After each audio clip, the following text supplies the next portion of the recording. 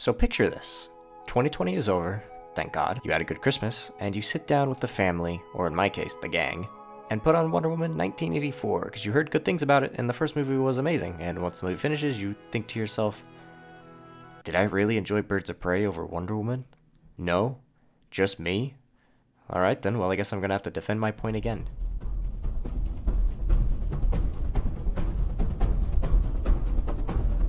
Wonder Woman 1984 was not that great in my opinion. I thought the story was meh, the characters were meh, and overall I found it to be a very meh movie. But you wanna know what isn't meh? The fact that the channel is now at over 500 subs. That's pretty rad, except that percentage is still at about 3%, but I'll let it slide for now. I'm not sure if it was due to COVID or if it was an intentional decision, but the CGI in this movie is bad. That scene with Wonder Woman running down the road in the street fight was gross to look at. There were some great looking stills from the movie and some of the fights, but for the most part my eyes were burning pretty bad from what I had to bear witness to. And speaking of fight scenes, there were barely any in the movie. I don't want to say that this movie needed a lot of action, but I'm saying it could have benefited from more, especially when the story they were trying to tell had me and a lot of other people I know lost more than once. But I am going to try my best to not spoil anything, so you should be safe if you haven't seen the movie. But there are a total of, I believe, 4 fight scenes.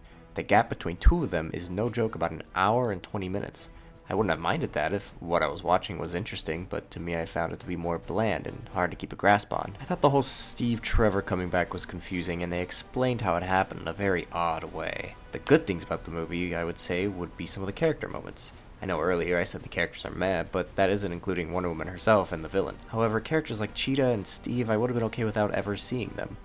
The villain, aka Pedro Pascal, aka Max Lord, aka the Mandalorian, has a pretty decent arc, and I like to see this greedy progression, and you understand where he got it from, and you understand the point of once he started getting more, he kept on wanting even more. He even made a point about it in the movie, claiming that to be a problem with society, when he should have viewed it as a problem towards himself, which is something I found to be fascinating. Wonder Woman herself did a great job. I always find it interesting when she was on screen, but I could only handle so much of her just walking around and chatting it up with everyone. But I saw criticism about the way she handled certain things, like her being this big hero means she can do no wrong and not feel a certain way. But I enjoyed seeing how she's affected by the tough choices she has to make, and how she isn't just able to handle them perfectly. She still has hardships, and she still crumbles when things get too rough, and you can see how difficult it is for her to make these certain decisions. Cheetah I thought was interesting at first, but they kind of rushed her progression to actually being Cheetah. It was like one second she's helping them out, and the next she hates Wonder Woman and wants to help out the Mandalorian. So this movie isn't bad, but the movie isn't great. Like I said, it's very meh. I know some people that love this movie, and I know some people who hate this movie.